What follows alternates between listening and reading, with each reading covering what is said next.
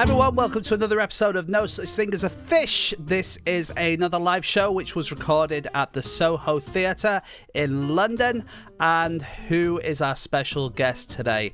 Well, if you are a podcast fan, if you were a fan of amazing books, if you were a fan of the TV show Horrible Histories, then you'll know who I'm talking about. Our guest was the historian Greg Jenner.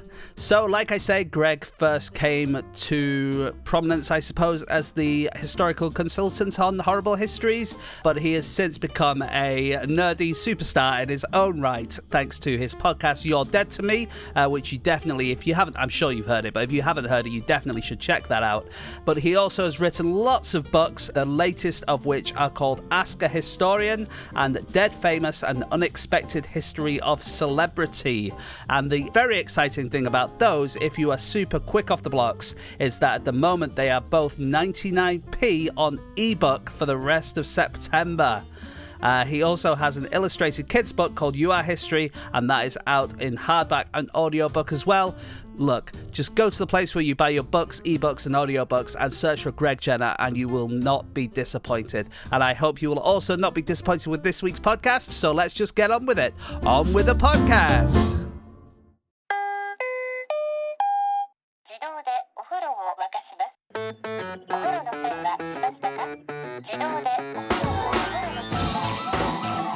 Hello and welcome to another episode of No Such Thing as a Fish, a weekly podcast, this week coming to you live from the Soho Theatre in London! My name is Dan Schreiber. I am sitting here with James Harkin, Andrew Hunter-Murray, and Greg Jenner. And once again, we have gathered round the microphones with our 4 favorite facts from the last 7 days. And in no particular order, here we go. Starting with fact number 1, and that is my fact this week. My fact is, when Virginia's Barter Theatre first opened in 1933, it paid playwrights their royalties exclusively in ham. Except for George Bernard Shaw, who was a vegetarian and managed to negotiate his payment to be in spinach. Superb. Yeah, so this is an amazing thing that happened during the Great Depression in America. And this guy who was an actor, he was a very young actor at the time called Robert Porterfield, he found that all these actors were out of work. The theaters weren't running because no one could afford to go to the theaters.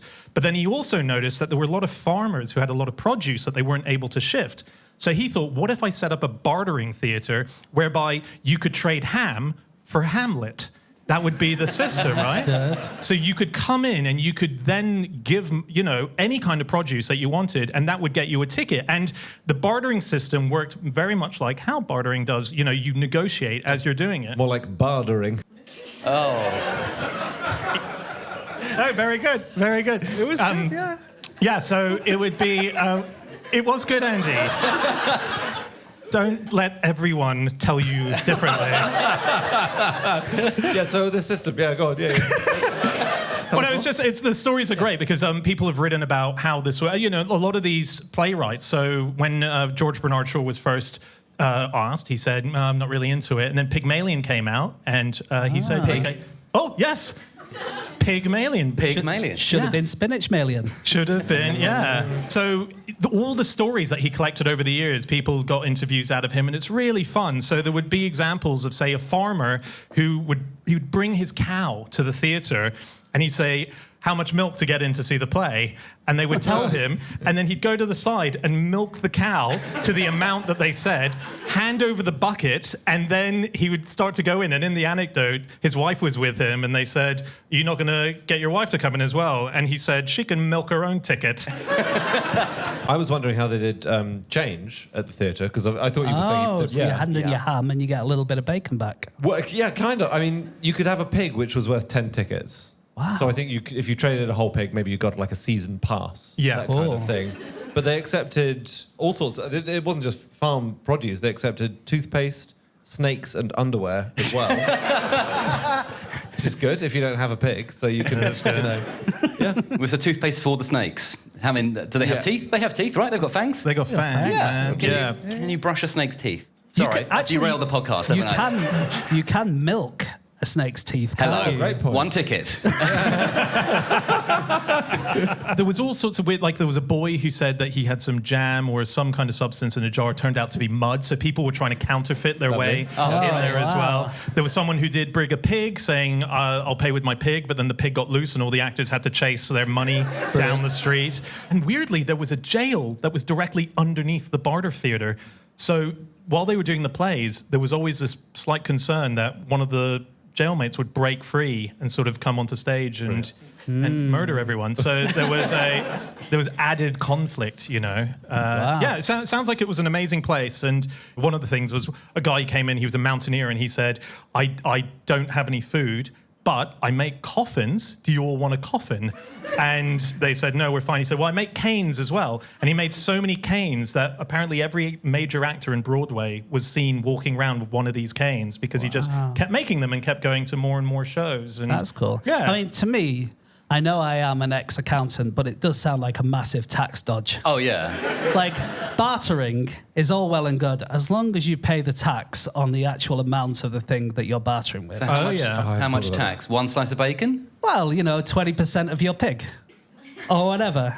That's the thing. Like, there's that old story of Picasso. Do you remember? He was in a cafe. I mean, I don't think this is true, but he was in... It is true. Is it true? Yeah, my mum's got one. Wow. So...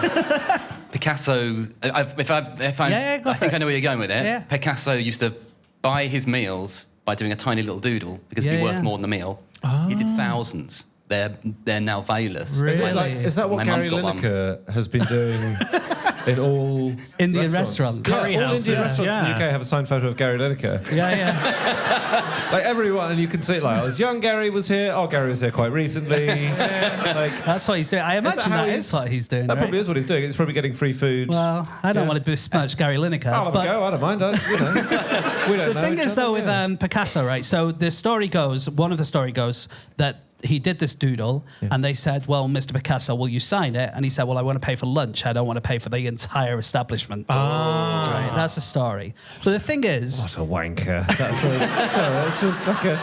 I don't think anyone's saying that Picasso wasn't a wanker. No, good shout. Yeah. Of all the artists, I think Picasso is very high in the wanker index. Yeah. Okay. But the thing is, like, if you're an artist and you draw something and you're in a cafe and they give you some food, there are tax implications of that. And really, it is against the law to do that. The only way they could get around it is if Picasso, instead of just having lunch, if it was a business lunch, and if the people in the cafe were going to put the picture up on the wall so that everyone in the cafe can enjoy it, so technically it's decoration, then they're both business expenses, they're both tax deductible, that's fine. Why do you think accountants have such a reputation for dullness? Thank God James isn't at all these historical moments where Picasso lands an absolute zinger and he's going, well, actually, the tax implications of that. Could he do a smaller drawing to be the tax? No. Yeah, he could. In fact, I believe in some places, in America sometimes, they have accepted artwork as tax payment from artists who couldn't afford to pay their tax and have done that. So that is possible in theory, yeah. I can't believe we're accepting this fact, given how much shit I took many episodes ago when I said that if Mozart was on the street and he was passing someone who asked him for some money, a beggar, a homeless person was asking for some money, that he would say, I have no money, but here, let me write you some music. And he would be like, and give it to them. And then they would take that and they would... And do what? Sell it. What would you do with your Picasso? You can sell it for a lot of money. No, you can't. No, you can't, because my mum has one and you can't do anything. Has your mum been trying to sell it? Yeah, it's not worth anything. I'll buy it. All right. I'll buy the unsigned Picasso that we know is definitely him. Yeah. Also, how do you verify that the music is by Mozart when it's just one bar of music? Because it sounds like ABBA. Right. Yeah. Barter. Yeah. Barter is a weird thing, isn't it? Because there's a lot of debate about barter. Like, I definitely thought it's the thing before money. So the baker bakes some bread, and he goes to the butcher, and the butcher. And the butcher has some meat, and between them they have a sandwich. They swap. They have two sandwiches. They have two sandwiches. Exactly. You end up with two sandwiches, and everyone's happy. But of course, what if the butcher doesn't want any bread? The baker starves to death. Nightmare. So you need money. That's the basic, and I say very basic premise. But this is the weird thing about barter. I don't think there's any. Actually, it seems like money produces barter systems. like after the fall of the Roman Empire, people resorted to barter because there wasn't a stable currency anymore. There doesn't seem to be any good evidence of a barter, like a proper barter society where someone says, "I'll give you these grapes if you give me that cloth." It just right? there doesn't seem to be any evidence for that. Greg? Oh shit! One evidence that I found in a short look. Money's fascinating, right? So coins are really new. Like in terms of the history of the world, coins are they're like 2,700 years old, give or take. They're really, really new. So you've got these sort of enormous societies in the Bronze Age. The Egyptians don't have money. No, really? The Sumerians, the Babylonians, the Akkadians don't have money. Really? And the first coin has got a little lion face on it. It's very cute, and it's ancient Greek. And I think the city, it was maybe Lydia, I can't remember, but it's like 2,700 BCE. So prior to that, you have economic structures, and you've got kings, and you've got people with power, and you have got distribution of wealth of a sort, but it's not cash. And even in the sort of 8th, 9th, 10th centuries, you get these coin hoards, Viking coin hoards buried in the ground. And you're never entirely sure to what extent they are someone going, I'm going to put that in the ground and come back for it later. Or it's someone's nicked it, or someone has been killed in battle. Or, we're never quite sure because the money's not in circulation. So the history of money is really interesting because there's a lot of stuff we don't know. But obviously, barter must have been part of that equation. That's certainly in the Stone Age, no? You're going to tell me there's no bartering in the Stone Age? You're going to do that? No. Go on, do it. Yeah, sod it, why not? Yeah. They went straight from nothing to Bitcoin. That's what I'm saying. We did. But you are right that definitely when society breaks down or when there's problems in society, we do resort to barter. That's definitely true, right? So in Russia in the 90s, there's a lot of it going on. So there was not much, certainly in the late 90s, not much demand for rubles. If you got any rubles, you just want to swap them for US dollars. That's pretty much all you'd ever do with them. And so when companies ran out of cash to pay their workers, workers would often just accept, whatever you're making, you would take some of them home and then you'd be able to swap that for dollars. There's no point in having the rubles in between. And so there was Siberian workers who were paid in coffins, as we were saying before. Right. There was a Volgograd factory where all the workers were paid in bras. Okay. And then there was another factory in Volgograd called Akhtuba, and they made navigation equipment. But then they'd recently diversified into making dildos. And the workers decided, well, we're not going to get paid otherwise, so we'll just accept the dildos as payment. This is in The Economist, guys. This happened. And so they got all these dildos and then went to the local sex shops to try and sell them and get some US dollars. But it turned out that just around the same time, the world had moved on to electronic vibrators and their dildos were virtually worthless. Oh, no. So navigation to dildos. Yeah, I was like, how did they diversify from that? Yeah. Where's the... So it's from compass to compass? Is that... Wow. Sextant. You had sextant. Was right there. Sorry. Wow. Is there a heartwarming end to the story where they all used the dildos to build a new... There's no heartwarming ending to any story that begins in Russia in 1997. Okay. Do you remember the story of that guy who bought up a huge bulk amount of copies of Lance Armstrong's book, It's All About the Bike? And then it's not about the bike.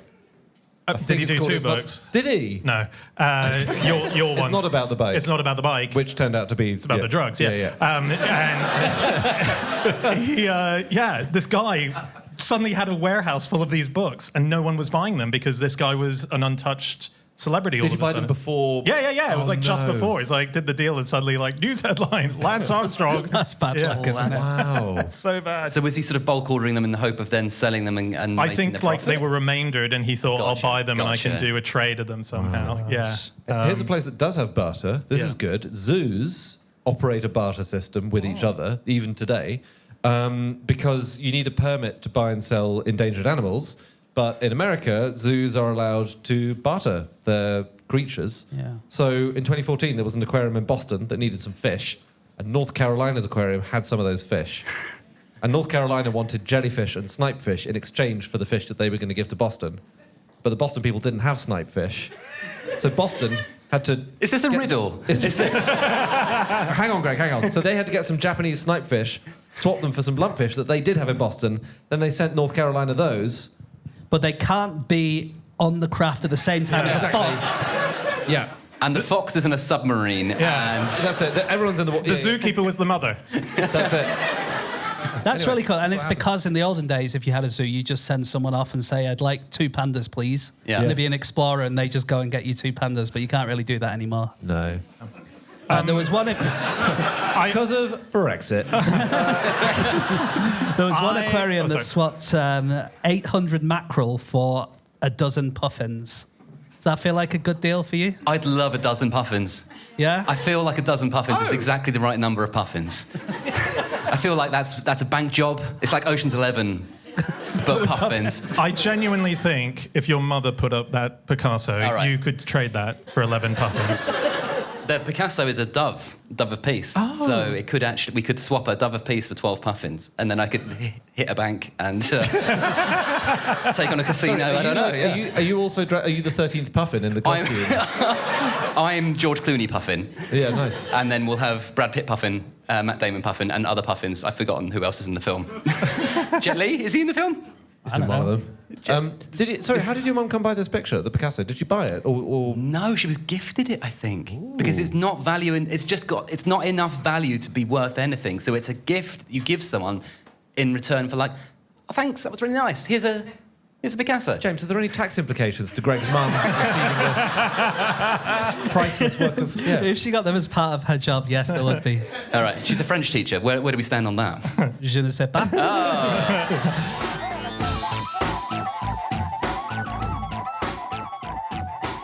Stop the podcast! Stop the podcast! Hi, everybody. Just wanted to let you know we are sponsored this week by NetSuite. NetSuite are a company that provide business and accounting software, and there are 3 numbers you need to know. 36,000, 25, 1. So 36,000 is the number of businesses which have upgraded to NetSuite by Oracle. And that is a cloud financial system. It offers accounting, financial management, inventory, HR, you name it. 25 is the age of NetSuite. Oh, to be 25 again, Andrew. But they have been going for 25 years and helping businesses to do more with less and drive down their costs. And that final number is 1, because your business is one of a kind. So you will get a customized solution for all of your key performance indicators. You can manage your risk, get reliable forecasts, and improve those margins. Absolutely. So right now you should download NetSuite's popular KPI checklist, which is designed to give you consistently excellent performance absolutely free. The number there is 0 at netsuite.com/fish. That is right. Go to netsuite.com/fish. Get your own KPI checklist. Do it today. Okay, on with the podcast. On with the show.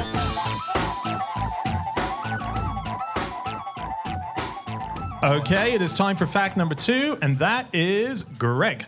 My fact is complex, so I'm apologizing in advance for it. But my fact is this. At different times in history, Mondays have been considered the first day of the week, the second, the third, and the 7th. Wow. And what is it now? Right. So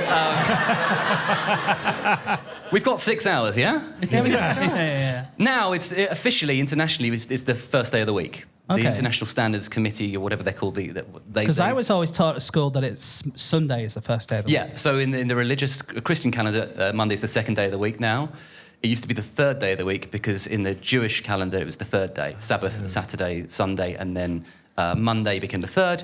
But then when you get Christianity becoming dominant in Rome in the sort of 2nd and 3rd centuries, they move Sabbath from Saturday to Sunday. And so Monday becomes the second day. But the really tricky thing about it is that the Industrial Revolution gives us Mondays as we know them. The Garfield one, the Monday. The Garfield Monday that he hates. Yeah. There's a lot of great philosophers who do Mondays. Plutarch, Dio Cassius, Bob Geldof, Garfield. So our Mondays is an economic Monday. Our Monday is the post-industrial revolution where you get the invention of a brand new temporal structure called the weekend, right? The weekend is a new thing. It's about 100 years old. And so Mondays get redefined. But in ancient astronomy, Mondays are wrong. So the days of the week should be, according to astronomy, it should be Saturday, Thursday, Tuesday, Sunday, Friday, Wednesday, Monday. Poor Craig David. He'd be so confused. Took her to a park on Monday. Met her for the first time Tuesday. What's happening? So that's the order that astronomically the planet should be in. And we've got this really lovely ancient book we don't have, we've got the title of, by Plutarch. And the title is literally, Why is the days of the week ordered wrongly? It's the kind of thing you Google at 3 a.m. You're like, what's on Tuesdays? So Diacassius wrote a thing saying, what's happened here is it's because there's 168 hours in a week. There are 24 hours in a day, which the Romans are very keen on. Each hour gets assigned to a god. Right. The first hour goes to the god, and that god gets that day named after them. The second hour, next god, third, fourth, fifth, sixth, seventh, and then you're back to the first god again. By the time you get to the 25th hour, you're onto the second god. So the day gets named after him. Oh, yeah, okay. And so you end up with the days being in the wrong order. So our Mondays are wrong, and the Romans are like, oh, no. Yeah. We'll just have to live with it. And we've lived with it ever since. That's amazing. That is incredible. I've got a fact about Tuesday. Is it Thursday, Tuesday, or Saturday, Tuesday? I'm going to go for my Tuesday, which is tomorrow, yeah. So we're doing this on a Monday, we should say, for the audience listening at home. The 20th, so this is cool. This happened last year. The 22nd of February, 2022, was a Tuesday. Yeah, which means it was Tuesday. All twos. Very nice. Yeah, Tuesday. 2-2-2-2-2-2 Tuesday. Really pleasing. It was Tuesday. Nice. That's Good. nice. That's the end of the cool. fact. Good fact. Mondays cause lightning. Cool fact. Okay. It's a good thing. Well, it's not a good thing actually. It's just a thing. So it's because of car exhaust. So more people commute on Mondays. So scientists counted lightning strikes in the USA for a decade and worked out where they fall, where the distribution is. So and this is particularly in southeastern states in the USA. And lightning strikes rocket because there's a bit more pollution in the air. The air is moister. There are low-lying clouds. That creates the perfect conditions for lightning. So, yeah, for hundreds of miles, you get more lightning on a Monday. That's really amazing. interesting. I've got a Wednesday fact. No. Go on. Is this your Wednesday or? It's my Wednesday, It's the day after tomorrow. We're recording this on a Monday. It's worth knowing, people at home. According to one study, the best time to tweet, or X, is to... Oh, my God. Look at you staying in with Elon. You creep. Apparently, if you want to get maximum impact, it's 5 p.m. on a Wednesday is when you should send that tweet. Really? Yeah, they've just scanned through where most have engagement and so on, and apparently that is most the people one. are on... Hump day. Is that what? I mean, that doesn't feel... What's happening at 5 p.m. on a Wednesday? They just found engagement was higher. That's wrong. Yeah. I don't like that stat. I reckon it's because people aren't really trying as hard because it's not Monday anymore. Right. But you also haven't left early because it's not Friday. Oh. It's just like the perfect time. So you're stuck in the office. Yeah. You're looking at your phone. It's 5 p.m. and you're out that door. I reckon. Have you got any Thursday facts, Dan? I do. Get out of here. There's a theory that the universe was created last Thursday. It's called last Thursdayism. And the idea is that... And it's very hard to disprove this. Was this fact 3 weeks old, in which case the universe hasn't been created yet until this week? Or is it always last Thursday? It's always last Thursday. Right. The idea is that every memory that you have, everything that's on our planet, everything has been set to seem like it's been here for millions and billions of years in the case of the age of the universe. So last Thursdayism says it's impossible to deny the theory. It's infallible as a fact because... it's impossible to find a glitch in. Right. Well, what if I put something in a box last Thursday and then I open the box today? Your theory falls over. No, it doesn't, because Yeah, it your does. memory is you put it last Thursday. Well, yeah, but I know I did. But I wrote a label. I labelled it Thursday. No, I labelled it Wednesday. I labelled it Wednesday. I can't believe, Andy, that you found the hole in the theory. Wow. How come Andy's underpants that say Thursday on them are still in the wash? Yeah. I got a fact about Fridays. Oh, yeah? You want to hear that? Do you know Dress Down Friday? Dress Down Friday, yeah. Do you know who invented that or why it was invented? Military thing. It's a military thing. Yeah? Yeah. Like every Friday, you don't have to wear a uniform. Yeah, you storm the city, but you're wearing a Hawaiian shirt. Yeah, exactly. It's fun. It's good for morale. It's bad for camouflage, but we think it'll be fun. Yeah. Well, I gave you a clue there. It was invented by people who made Hawaiian shirts to sell more Hawaiian shirts. Really? Oh, really? This was in the 60s, yeah. It was a company called... It was the Hawaiian Fashion Guild, actually. and they came up with the idea of Aloha Fridays, where everyone will wear a Hawaiian shirt into work, and then it just took off, and now we have people just wearing jeans on a Friday. But do the people who work at the Hawaiian Fashion Guild have to go in a three-piece suit on a Friday? Just while we were talking about military, on Fridays as well, there's a thing on Japanese Navy ships and submarines that they have curry every night on Friday nights, because on a ship you might lose the track of the days, and that's a way of them going, oh, it's Friday, we're having curry. It's a thing on the menu that allows for them to nice remember. Idea. Yeah, because you do lose track. And on a Saturday, you feel like, Yeah. I do have a Saturday fact if that's what you're edging towards. But it's absolutely not that. Okay, go on. Let's hear your Saturday fact. My Saturday fact is that on U.S. ships and submarines, they will have burgers for dinner just so they remember what day it is, so that they know. And that's because so you can lose track when you're on a ship or a submarine.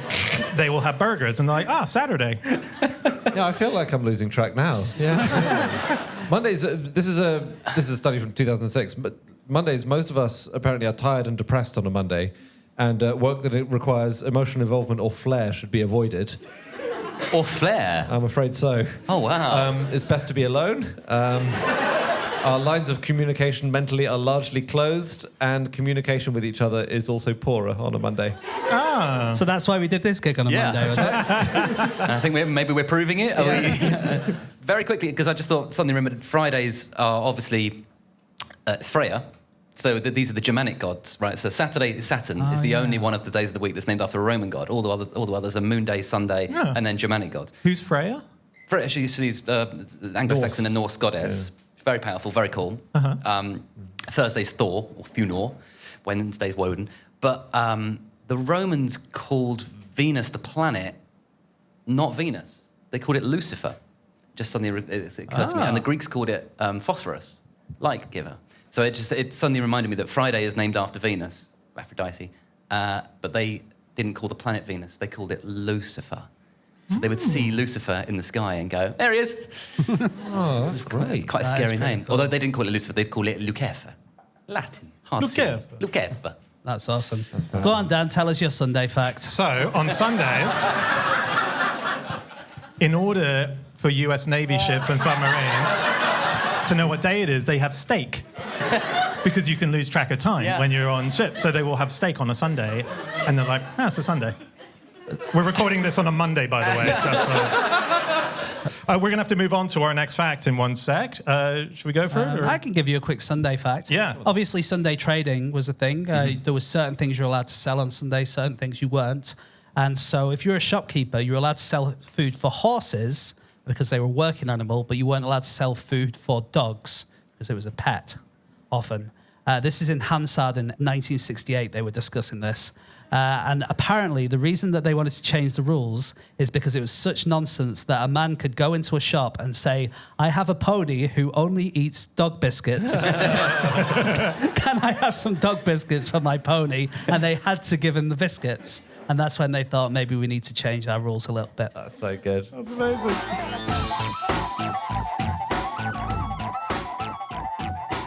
Okay, it is time for fact number 3, and that is Andy. My fact is that the first electric cars were taken away each night and delivered back to your door fully charged in the morning. So they were like shoes outside hotel rooms, basically. You put them out, someone takes them away, polishes them. Is that what happens? What? Hang on, what?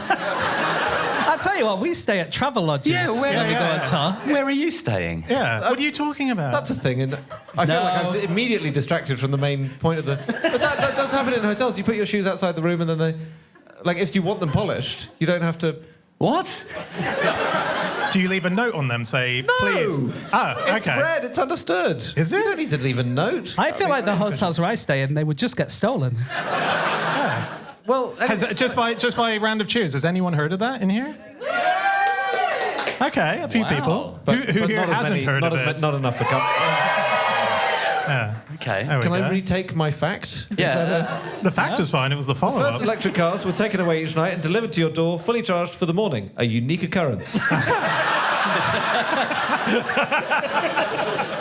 When are we talking first electric cars? So early days, not late 19th, early 20th century. This is from an interview with the head of Ford. I was listening to a podcast the other day which was interviewing him. He's called Jim Farley, and he was talking about the firm Detroit Electric, who they made early cars. Like loads of the early cars when combustion engines were just starting were electric, and the electric ones they were kind of marketed at women basically. Yeah. The idea was they're a bit daintier. You don't have to hand crank them to start because that's quite a physical. It's you the need smell a lot of petrol fuel. exertion. The smell was particularly a big part of the Yeah, branding. petrol stinks, and it's all like it's very And also, Wikipedia claims that they were sold to women drivers and physicians. No idea why.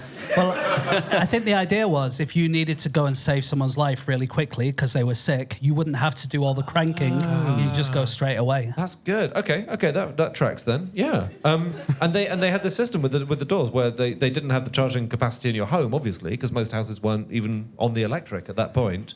And they sound like mad cars. They were operated, this is incredible, from the back seat. So amazing. Yeah, that's From the back seat, incredible. they had a rear-facing front seat, so you could face your passengers. Oh, great. Put your passengers in the front seat facing backwards to you. You can chat to them as you drive, but you can't see the road. And they had instead of a steering wheel, boring, they had a tiller. Yeah.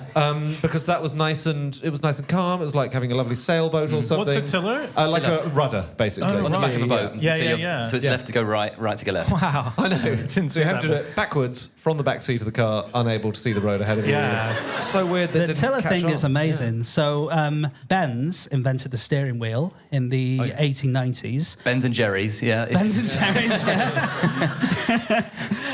But Americans just stuck with this tiller the whole time. And there was a journalist writing around the time who said, few have adopted that foreign freak, the steering wheel. A car with a wheel would be a nerve-wracker of the worst kind. Imagine that, a steering wheel. It's amazing. So it came back to your house fully charged. Yep. And we're talking not lithium-ion batteries. We're talking what, lead acid? Yeah, I don't know exactly what Must the batteries have been, were yeah. in these. How do you charge it? For sure, they were acid batteries, I'm pretty sure. Yeah, okay. But I think what would happen most of the time is they would replace the battery. Yeah. And then the battery would go back somewhere else to be Okay. charged, which might take time, I don't know. But okay. it was a lot of these places, which I think would be really cool now as someone with an electric car. I'd love to just, instead of plug in, they just take the battery out and put another one back in and you just go swap. straight away. That'd be That's really a cool idea, yeah. It's like Yeah. changing horses. Well, that's Yeah. actually the reason they did it, because people were used to changing horses. Yeah. And this was kind of the obvious way of doing it. Well, it's what, like, you get up in the morning, you look outside your door, you get your nice polished shoes, go down, you take a fresh horse. Someone has recharged your shoes? Because, I mean, rechargeable batteries were invented in 1859. Wow. So it's quite early, right? Yeah. So that's Gaston Planté who invents them, and that's quite exciting. But that's already 20-odd years after the first electric car. It's really amazing how early they're... Because we now look at electric cars and we kind of go like, oh, Elon Musk. But like the electric car is like so much more established than petrol. Yeah. And Yeah. for a long time. But for 20 years, they couldn't recharge the batteries. That's the thing. You had a Yeah. battery, finished it, like, Yeah. bang. Throw the car away. Yeah, exactly. Well, yeah, I mean, you just chuck it and you get a new one. The guy I like the early is, days. is... Have you heard of Sebrande Strating? No. No? He's a Dutch guy. He's not... He sort of deserves more renown. He's quite cool. And he possibly invented the first electric car that's, like, decent and we know about. There's a Scotsman called Robert Anderson who maybe invented one in the 1830s, but we don't know much about it. But Sebrande Strating lived in Groningen. He was a Dutch chemistry professor. And in 1835, he makes an electric car. It weighs about 3 kilos. It's a tricycle. It can carry about 1.5 kilos, which is a guinea pig. I don't know. It's not great, is it? It can go for 20 minutes. And it's 1835, nearly 200 years ago, and this thing is already electrified. But he's very cool because he spoke 13 languages.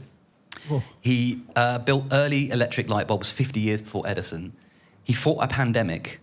There was a malaria outbreak in Groningen, and he built a small chlorine factory to create disinfectant for the people. Wow. And he built an electric boat. So this one sort of chemistry professor in the mid-1830s was just sort of going, yeah, I'll do a bit of this, bit of that, a bit of this. But yeah, electric car. cool. And so Why don't we know his name?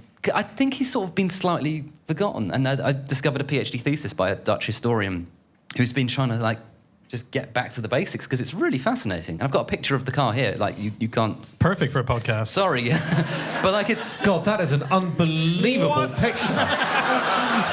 Wow. And the genitals are so impressive. And the polishing finish on those shoes. But yeah, I like him. I think he's doing electric cars in the 1830s, way before Edison, way before Ford. What's his name again? I've forgotten it. You said it twice. Sibrandus Strating. Dutch listeners will now yell at me for getting that horribly wrong. But yeah, 1830s. Very cool. And it's very cool. In 1908, there was a race, Philadelphia, between Mrs. Laura Duval, who owned an electric car with a top speed of 17 miles an hour, and a guy who owned a petrol car that could go 60 miles an hour, whose name appears to have been Driver Middleton.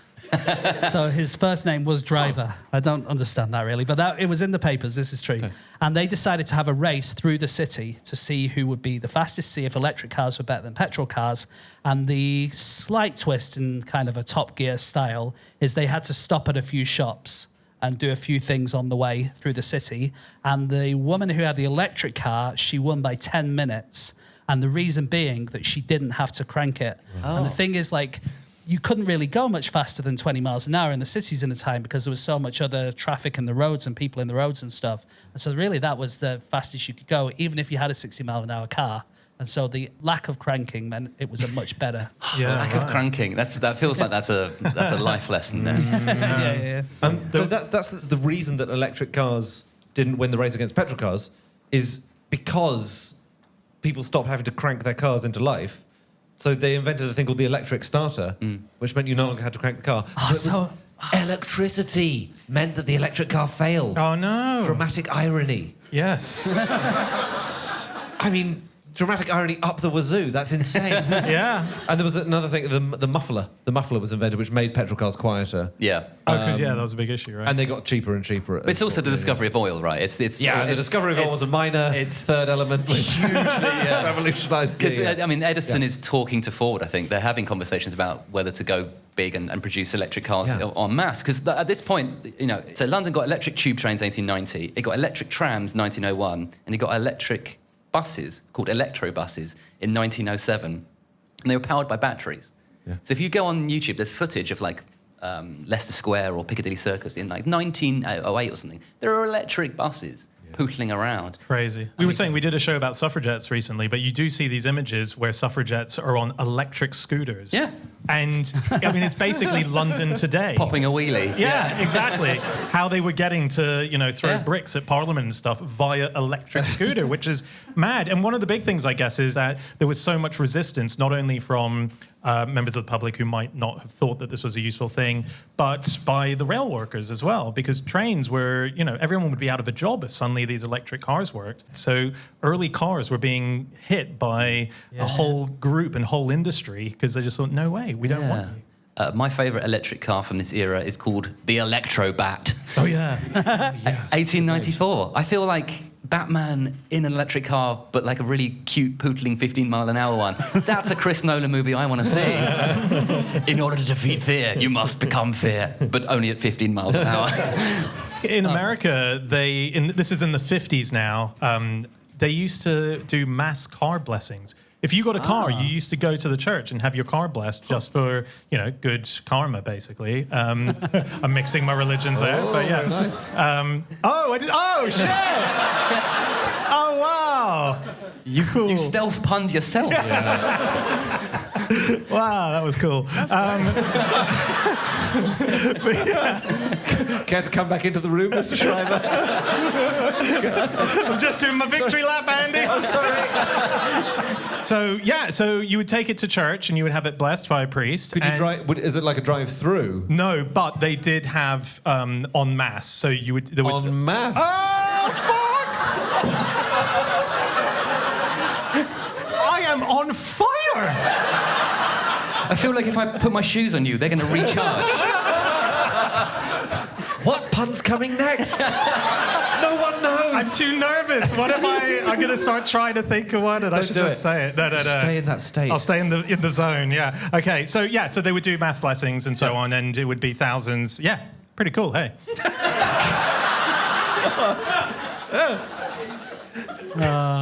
We do need to move on in a Can I second. say one thing? Yeah. In 2010, Renault was sued. Renault in France was sued for trying to call their new electric car the Zoe. Can you guess why? The Zoe. Okay, Zoe. so was it by another person called Zoe who didn't want to be Zoe Wanamaker? It was by two married couples who both had daughters named Zoe Renault. And their surname was Renault, it's just a name, you know. And so they said, our daughters' lives will be irreversibly damaged if you call your new car the Renault Zoe. And they brought a case saying first names are for humans, not for cars. So French. And listen to this. This is from the reporting of the time, right? The lawyer also argued that all of France's thousands of Zoes could be affected with playground teasing and, as they grow older, comments in bars such as, "Can I see your airbags?" Or, "Can I shine your bumper?" Case was rejected, flat out of hand.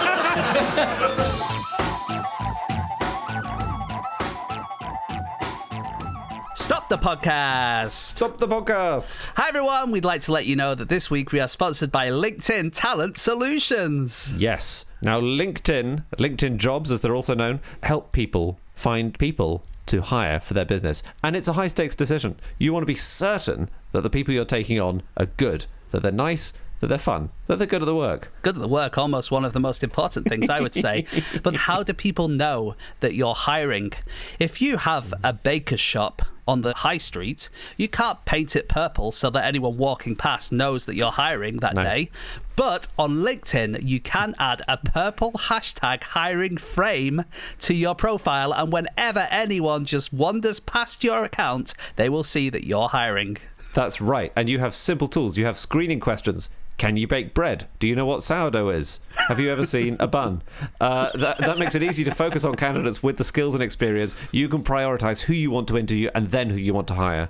So if you're looking for someone who has seen a lot of buns, or indeed has done anything appropriate to your company, then you can post a job for free at linkedin.com/fish, and terms and conditions apply.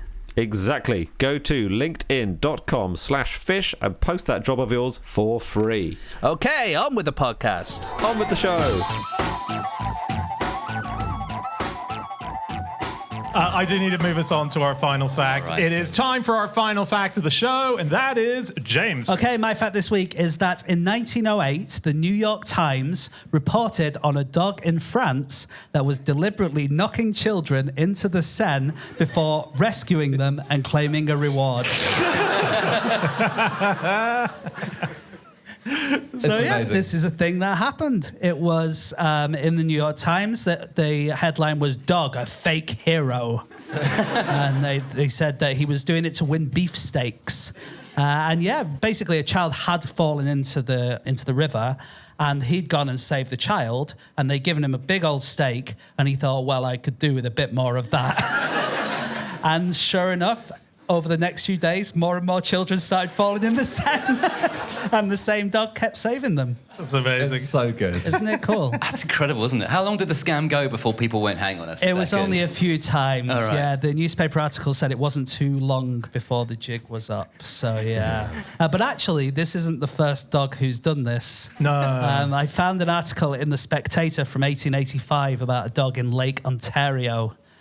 Who had pulled a boy out of Lake Ontario, and they'd taken him, and they said he went to a confectioner's and given him a variety of cakes and other sweets. Oh. I'm not sure if dogs are allowed to eat cakes and other sweets, but they did anyway. Yeah. But yeah, sure enough, he started pushing kids into the lake. Wow. It's so good. It's such a good example of unintended consequences. It's I love brilliant, it. isn't it? I was looking into life-saving dogs. Oh yeah. Yeah. And I found a report, this is from 2009, right, that Italy had 300 life-saving dogs that were stationed at beaches. Okay, I'm just going to tell you what it said, right? And then we can get into it, because the vice president of the training school was a woman called Donatella Pasquale, and she said that, I'm quoting here, the dogs learned to tow their instructors out to sea, so they had the medical strength to give attention to drowning swimmers. Oh, yeah, Right? that makes sense. Does it? Well, if you don't have a boat, Okay, that's the if. That's the big if. yeah. Because why can't you just have a boat? But, okay. They spent all the money on dogs. Exactly. And she says, okay, Dan, that's okay. So maybe you don't have a boat on any of the 300 beaches where you station the dogs. Fine. Yeah. Here's what Ms. Pasquale said. The dogs are incredibly strong. Our record is one dog towing 40 people at the same time. What? Are they Oh Newfoundland my dogs? Are they Newfoundland dogs? Who fucking cares, Dan? It's 40 people. Yeah. One dog can't tow 40 people. No, that's impossible. Are they not on a lilo? Are they not on like a sort of are they like Yeah. floating on the surface? So you're Still. it's Exactly. Not, they're not So, but swimming. why are the dogs towing 40 doctors on the same? Like at that point, I feel get a boat. Sometimes, Andy, and Yeah. I only know this because I do watch a lot of Baywatch, you can't make it out past the surf on a boat, right? So when you're swimming, if you're on a speedboat and the waves are coming in thick and high, you're going to get flipped over. You're not going to make it out. So that's why David Hasselhoff always runs with that little red thing that looks like a mini, like micro surfboard, Oh, yeah. and does that. Now, That's let me ask you actually a this. very Let me ask you that's this. Okay, go on. How much better would Baywatch be if he had a dog under his arm And, he and was surfs able to the- and he conserve his surfs energy? The dog. There you go. Not Yeah. surf it, but like get out there in that sort of way, right? Amazing. It makes total sense.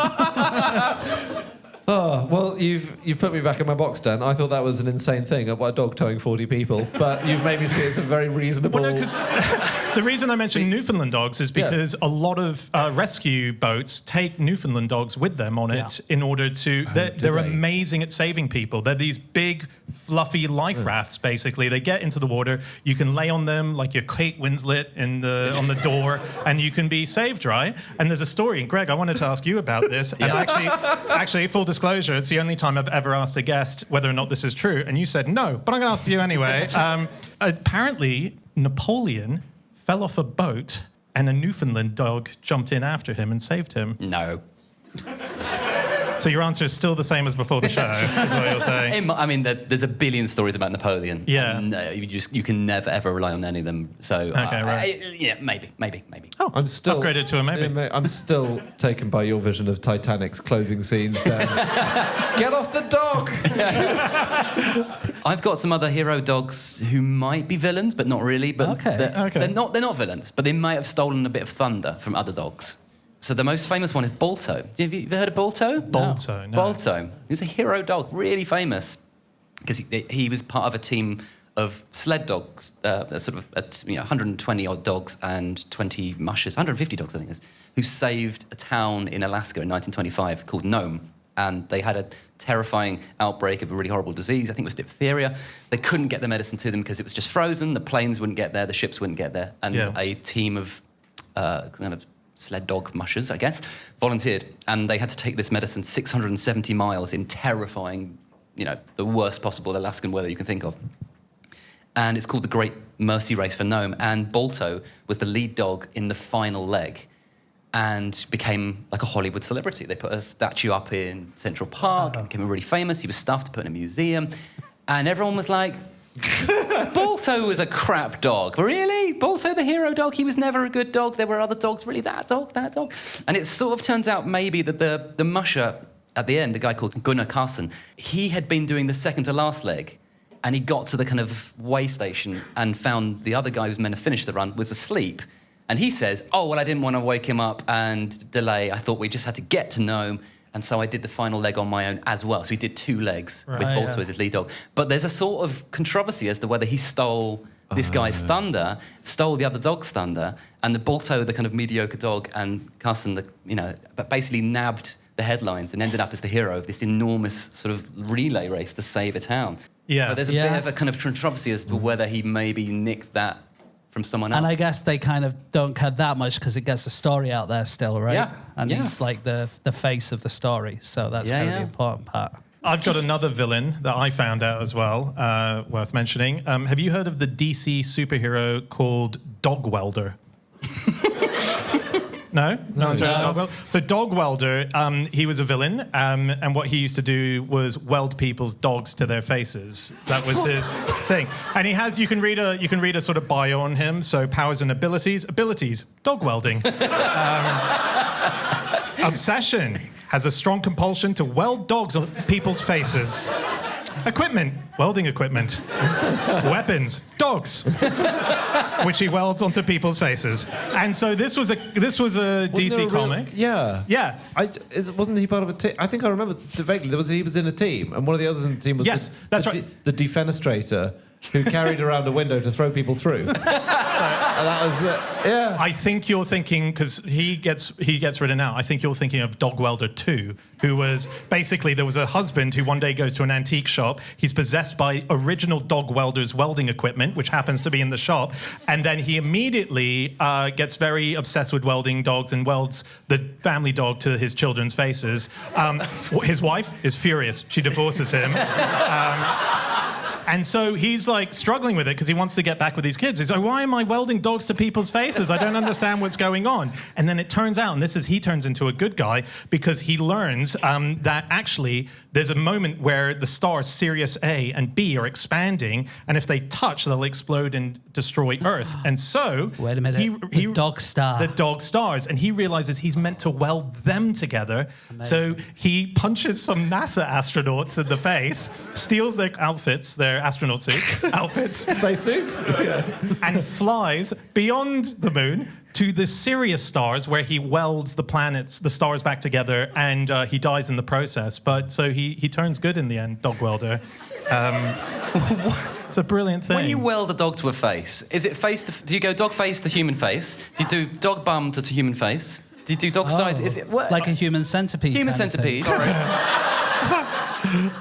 Is it schnauz to schnauz? Is it, where are you? I would have thought the side of the dog to the side of the face. Right. That's why I was thinking. I would think so. But don't you have to have metal to weld things together? Yeah. Oh, hang on. Sorry. Mr. One Dog Can Tow 40 People. No, you're right, Andy. Let me write to Fantasyland, care of James and Andy. If we welded a Newfoundland to David Hasselhoff.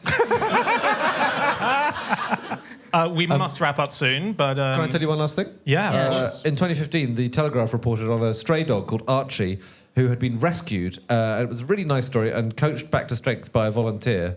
Jack Russell, little dog, and it was a lovely French nursery school teacher who had been volunteering at this centre and spending all of her weekends with him. She sang him lots of songs in French, and she called him Mon Petit Chou and all of this.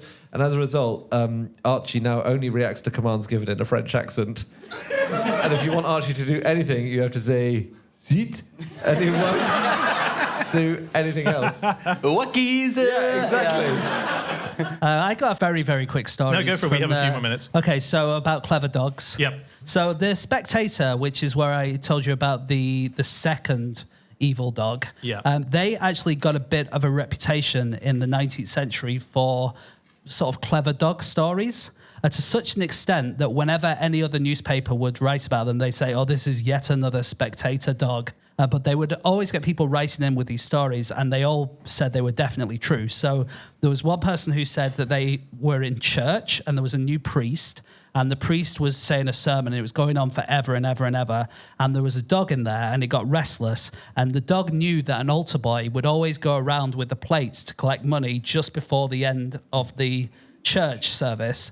And so what he did was, while this pastor was sort of droning on, he went over to the boy who always took it and sort of looked at him, just stared at him and said, when are you going to do your bloody thing? And then when the boy didn't do anything, he started to beg for him to do the passing the plate round. And when he didn't do anything about that, he started nuzzling him and trying to push him around the church to try and get him to do this part of the mass. And then knocked out the boy, took his cassock, dressed up as the boy, conducted the search.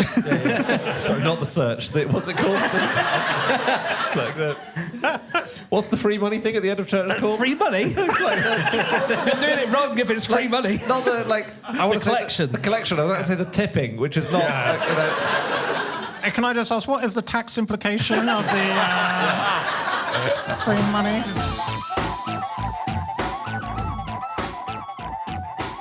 All right, I need to wrap us up, guys. That is it. That is all of our facts. Thank you so much for listening. If you'd like to get in contact with any of us about the things that we have said over the course of this podcast, we can be found on our Twitter accounts. I'm on @Schreiberland. James. @James Harkin. Andy. @Andrew Hunter M. And Greg. Greg_Jenner. Yep, or you can go to our group account, which is at No Such Thing. Go to our website, nosuchthingasafish.com. All of our previous episodes are up there. You can also join Club Fish. Any Club Fish members in here? Oh, wow, quite a few. Okay, cool. Join them. They sound fun. And we will be back again next week with another episode. Thank you so much, Soho Theatre. That was awesome. Thank you, Greg. We will be back again, as I say, next week. Goodbye!